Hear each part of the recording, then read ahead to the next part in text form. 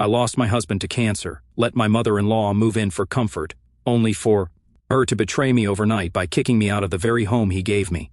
Hey everyone, I'm a 33-year-old female, and I was married to my husband for about 6 years. Our relationship was great. We started dating when we met at university, but I lost my husband due to cancer 2 months ago. He had been having a few health issues, and even though I wanted him to get everything checked out, he refused to visit the doctor with me until 7 months ago, when he collapsed on his way to work. We rushed to the hospital, and that's where we found out that he had cancer. It had already progressed quite a bit, and he had roughly 6 months to live. I have had family members who were diagnosed with cancer and outlived the prognosis, so I was hopeful initially. He was definitely showing signs of getting better. He was stronger, responding to chemo, and everything seemed promising. But randomly, his condition crashed, and a lot of major health issues arose. The doctors did their best to make sure he survived, but he did not have it in him. It was extremely hard for me to let my husband go. I had always imagined spending my whole life with him, and I never thought our marriage was going to get cut short so easily. I honestly went into autopilot mode soon after he died. Everything I did, from the moment he took his last breath until he was laid to rest next to his father, I did on autopilot mode. I could not bring myself to cry or show my emotions. It was like I was numb. I did everything necessary to the best of my capabilities, and when everything was done, I broke down. I was floored with grief and the emptiness that was there in my heart. I could not bring myself to leave the bed, to take care of myself, or to take care of my health. I could not bring myself to live my day-to-day life without my husband. It was like the moment I came home after laying him to rest, the dam finally broke. I was in that depressed mental rut for days. I slowly realized that my husband would not have been happy with how I was behaving. With his thoughts in mind, I gathered myself. I started cleaning up the house and organizing everything.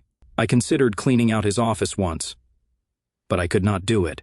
I kept his office the way it was, so that every time I walked past the office, I could imagine my husband was just outside to get something and would be back soon to start working. It was not a healthy coping mechanism, but I wanted the emotional comfort it provided me and stuck to it. Eventually, while cleaning the house, I came across all the documents he had kept in the wardrobe. One of those documents was regarding the house.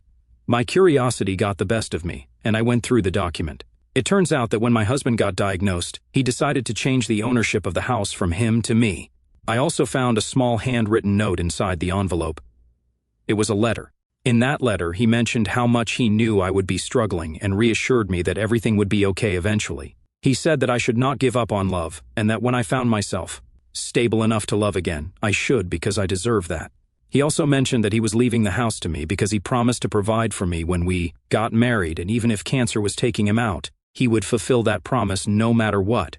That letter honestly broke me down. I hated how much I missed him.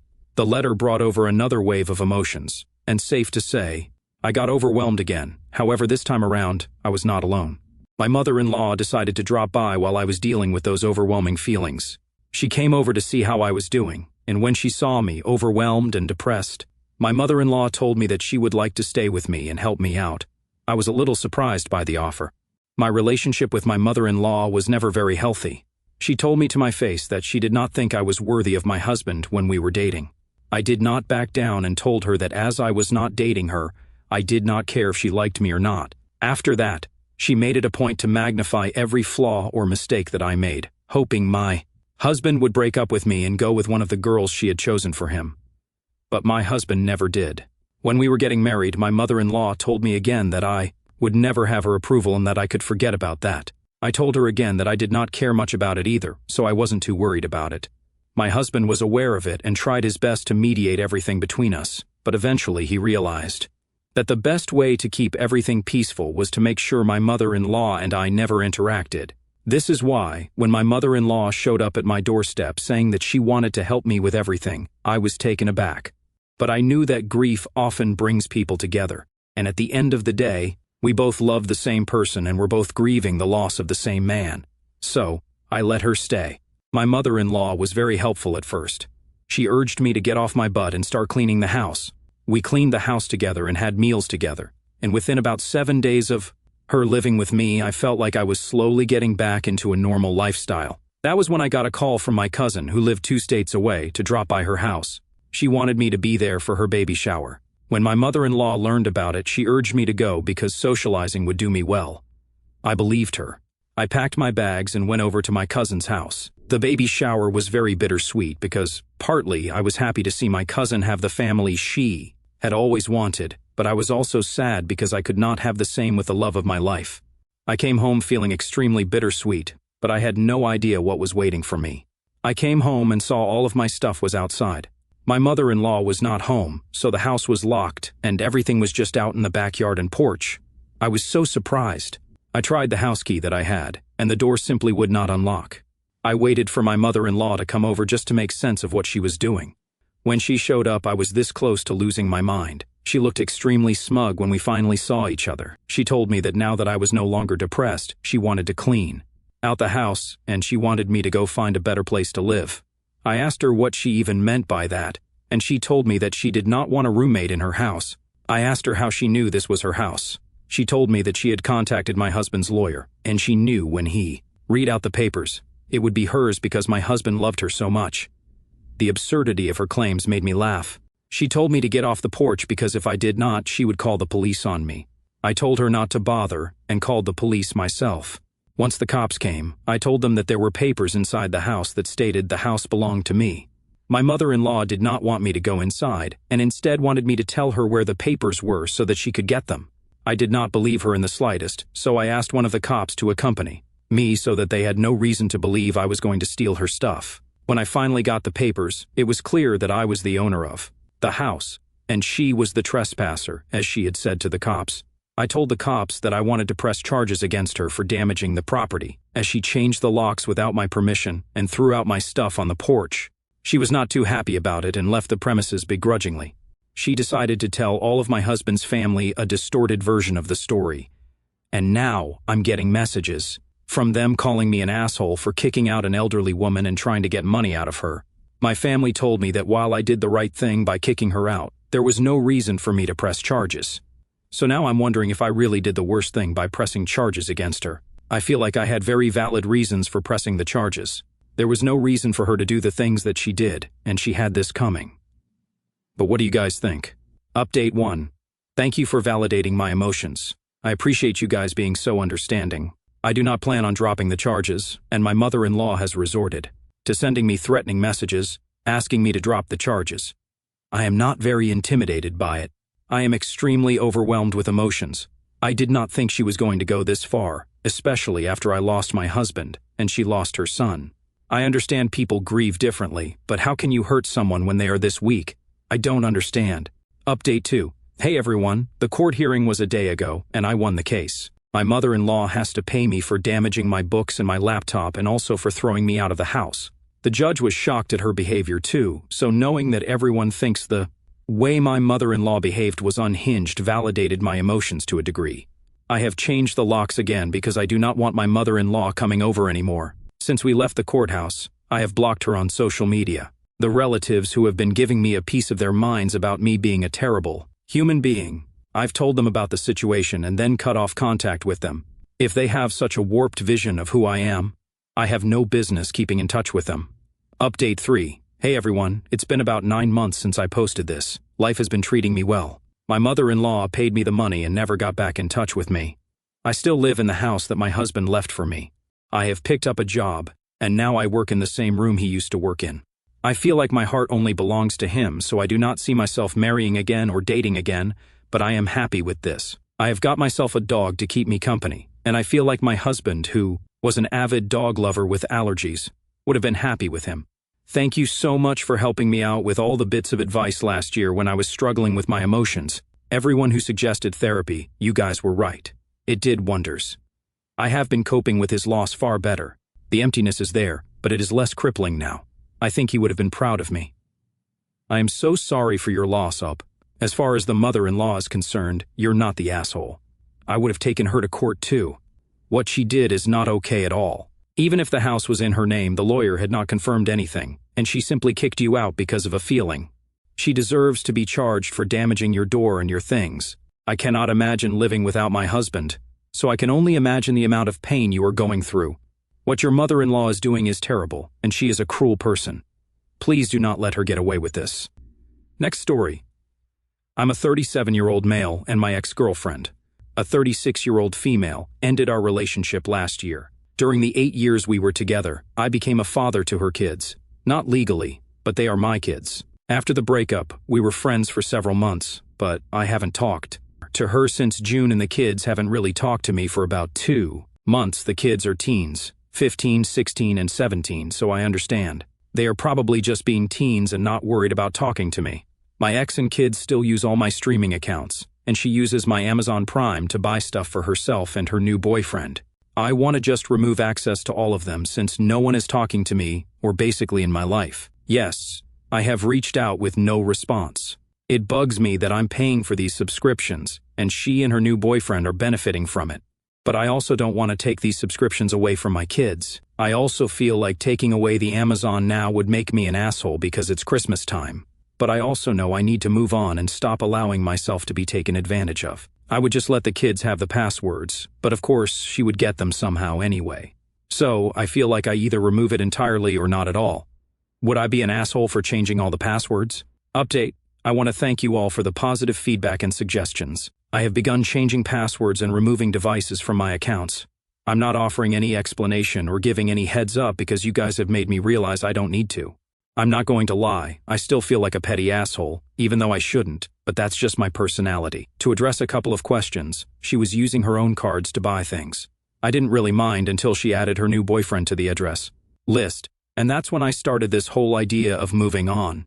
Pathetic, I know. When I say the kids were being teenagers and not contacting me, I meant they have their own lives going on, and I'm just not high on their list of priorities. I believe we have a good relationship still, but their mom needs to provide them streaming since I'm not involved right now. Again, thank you guys for all your advice. I appreciate you guys. You're not the asshole. Passwords should be changed regularly, and you should not be sharing them with your ex, her new boyfriend, or her kids. It's nice that you still love them as your own, but they are not your own, and they do not live with you, so you should not be sharing your passwords with them. You're not together, and you are under no obligation to share your streaming services. She's an adult and can pay for her own accounts. From the sounds of it, the kids aren't your kids, but they are her kids that you helped raise. If they want to go and see you, you don't need to share your services with them either. You have tried reaching out to her and the kids, and really haven't heard anything back. They have moved on in their lives, and sadly, apparently, you are not a part of it. Why on earth would you continue to pay for your ex to use your Prime account? Does she actually pay for her own stuff, or does she use your credit card?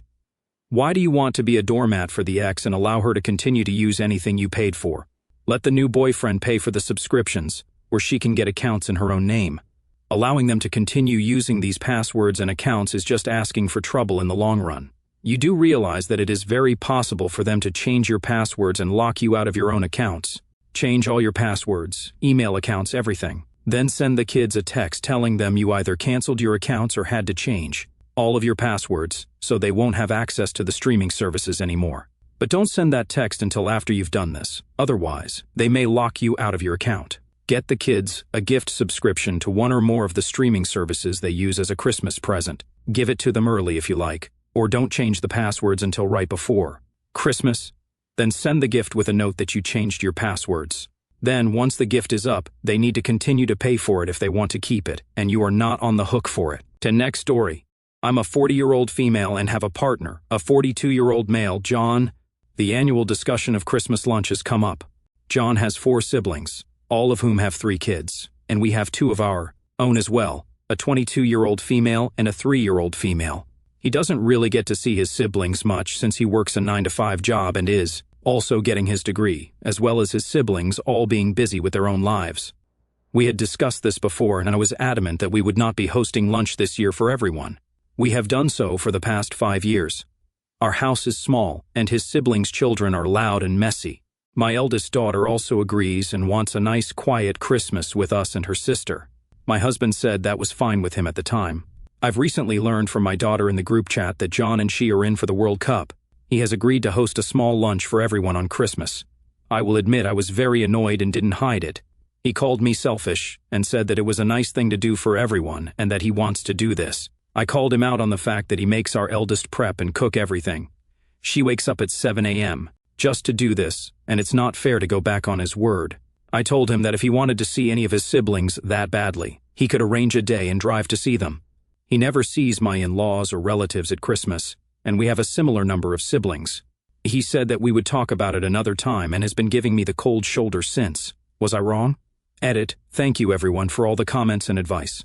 I have decided to take my daughters to my parents' house and spend the majority of the day there instead of with my family.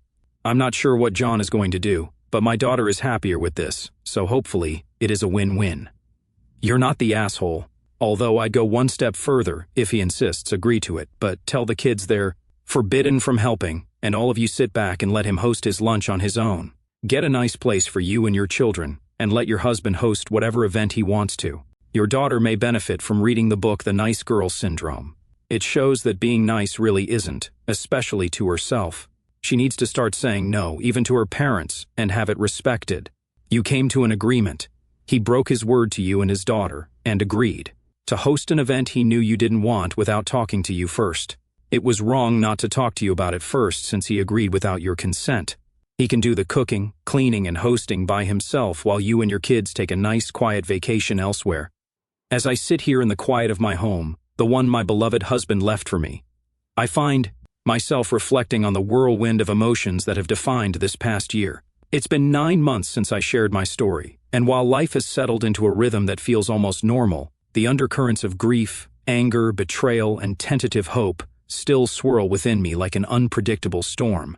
Sometimes I wake up in the middle of the night, reaching out for him, only to grasp at empty sheets, and the ache hits me anew, a sharp, piercing reminder that he's gone.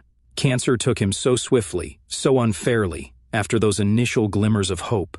I remember the days when he seemed stronger, laughing weakly at my attempts to make him eat healthier, or holding my hand during chemo sessions, promising we'd travel the world once he beat this.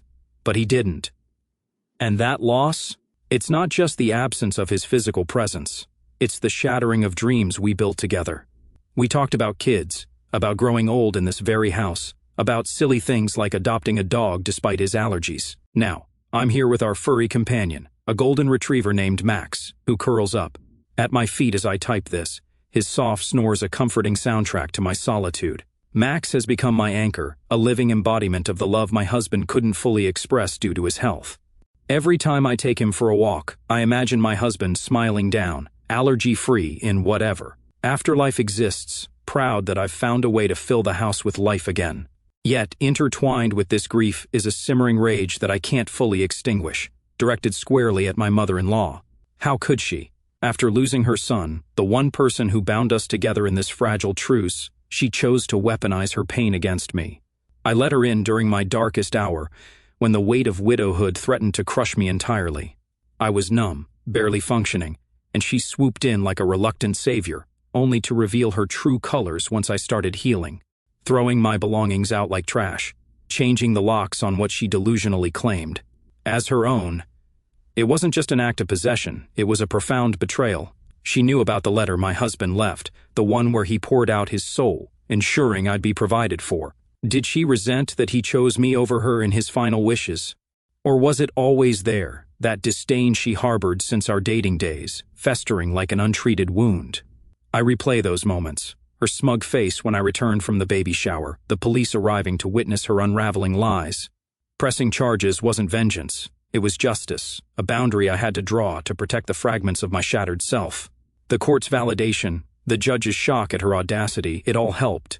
But the messages from his family still sting. They called me heartless, an opportunist preying on an elderly woman's grief. Do they not see the irony? She preyed on mine first. Cutting them off was liberating, though it came with its own sorrow.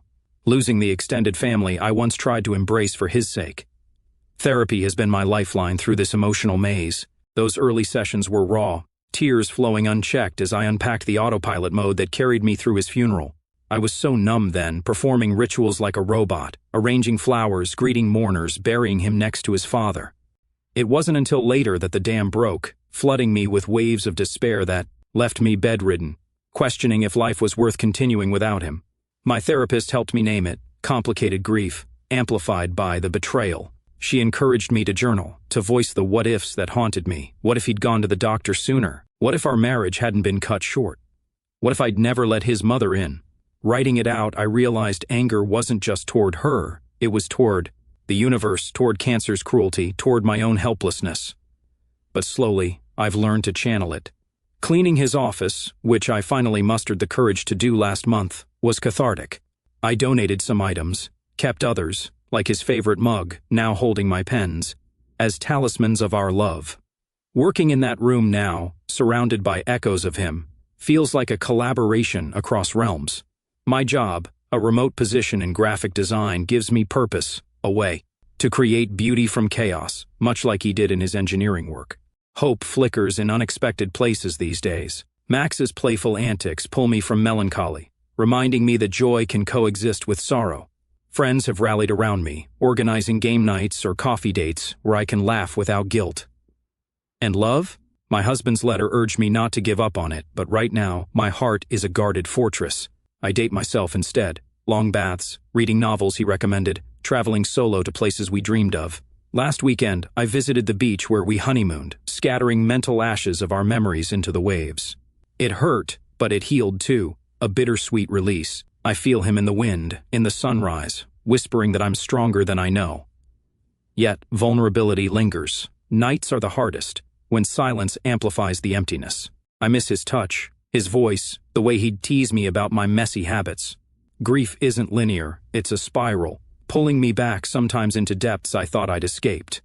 But I've tools now, breathing exercises, supportive calls, and the knowledge that time, though slow, softens edges. Looking ahead, I'm cautiously optimistic. Maybe one day I'll open my heart again, honor his wish by loving fully. For now, contentment suffices, in this house with Max, building a life that's mine yet forever touched by his. The pain of loss shapes me, but it doesn't define me. I've emerged resilient, a testament to our bond. If you're reading this, know that grief's storm passes, leaving clearer skies. Hold on, healing comes in waves and you're stronger than the tide.